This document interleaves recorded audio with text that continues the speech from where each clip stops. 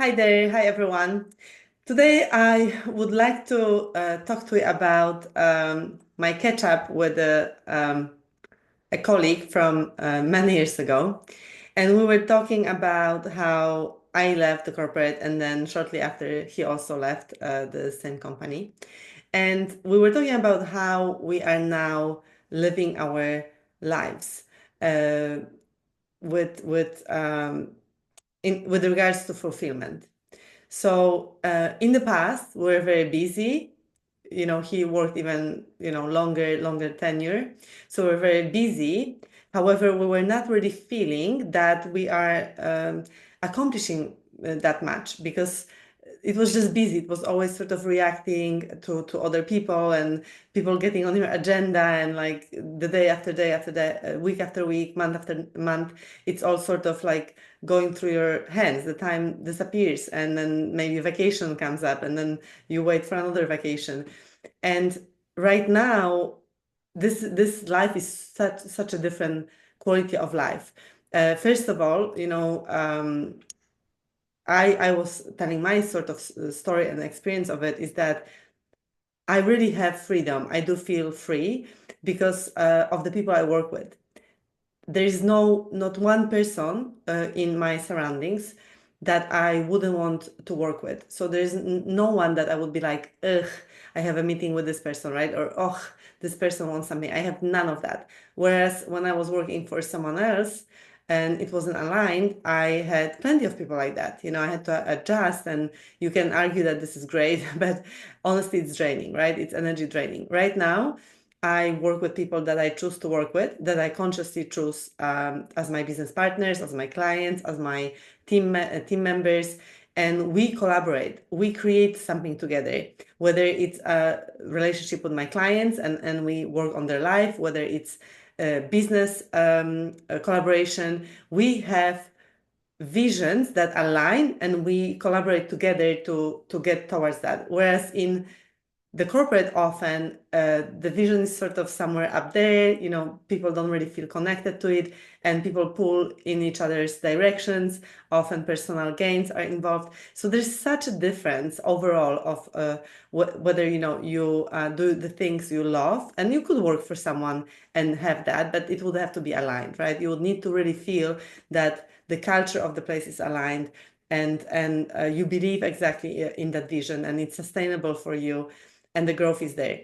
So today I really want to talk a little bit about the growth aspect because, well, I think the three things people say you need to have in any job is atmosphere slash, people, financial rewards, meaning you need to make money, right? And if it's good, great. And then you need development and growth. And if two out of these three are met, then let's say it's not a deal breaker yet, right? But ideally, the three factors need to be made.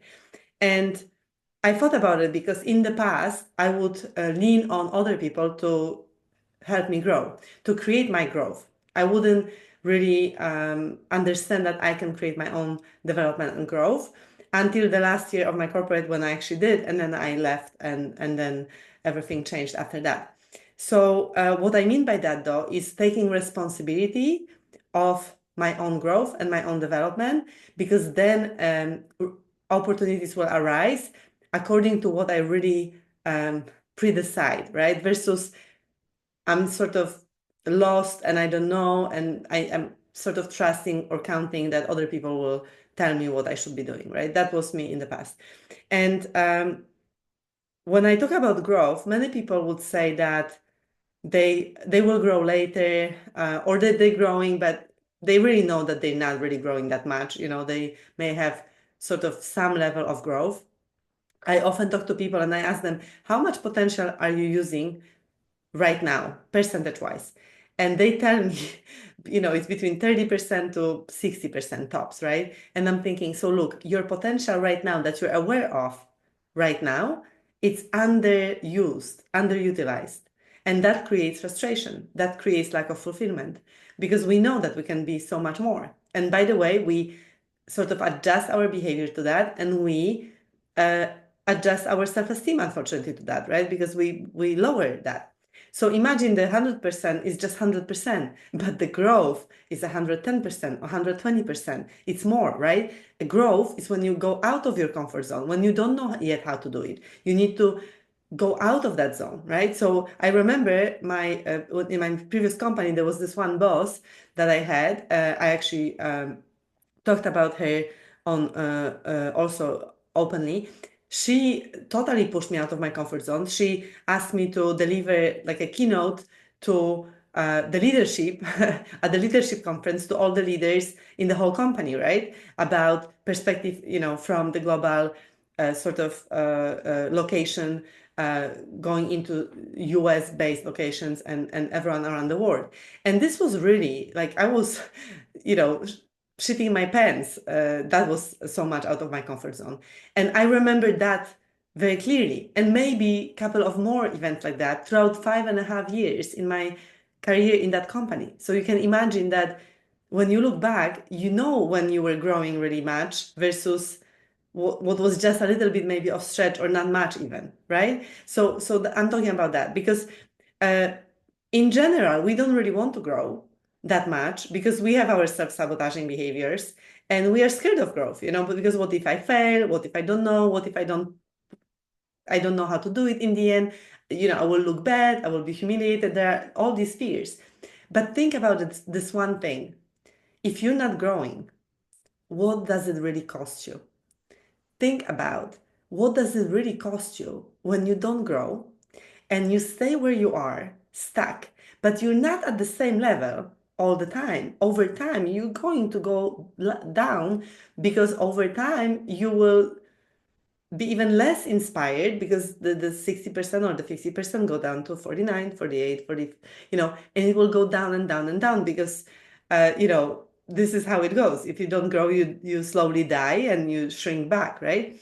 And that happened to me. I remember and I ask my clients freaking all the time, 10 years ago, how much were you utilized, let's say, and they would say 100%. Okay. And then 5 years ago, yeah, well, not so much, less. Okay, and then 3 years ago, already less, and now it's like 30%. So if you ask yourself those questions, you will see that you are already like going down, right? So you can also see project that you will be going more down. So just think about it. If you don't really grow, and I mean really grow, not just like silly grow that you think you're growing, but you're doing the same thing over again. If you open yet another location and you do the same things, and it's a lot of work and it's a lot of hassle, but it's not new. I mean, you know how to do it already. It's just annoying, right? It's just, let's say, hard work. Hard work doesn't mean growth.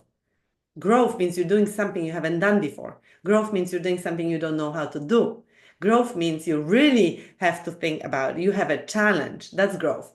Going to open another site where you've opened 3 before, it's not growth. Maybe there's a little growth if you do it in another culture, right? Maybe you need to adjust if you really think about it consciously and you really really want to learn that, then that would be growth. Otherwise, not so much, right? So today it's really about the wake up call. Just know how much it costs you if you really don't grow, if you're stuck, and if you um, allow complacency to enter your life, if you allow the mediocre sort of life be your regular life. There is a cost to it. Over time, there is a lot of cost to it. And it's about your self-esteem, your self-worth, your ability to receive money, your ability to believe in your ideas, to trust yourself, to believe in self, your confidence, your conviction of who you are. That's all of those shrink if you don't take any steps, if you blame circumstances, if you blame other people, if you sort of wait it out, again, wait, maybe you have excuses of, small babies, families, all of that. It's all great. However, remember that there are always people around you that might be in the same situation, but they're actually growing. And the growth is, on your terms. I'm not saying that, there's one way to grow. There are many ways to grow. And you just know if you grow or not, you will know.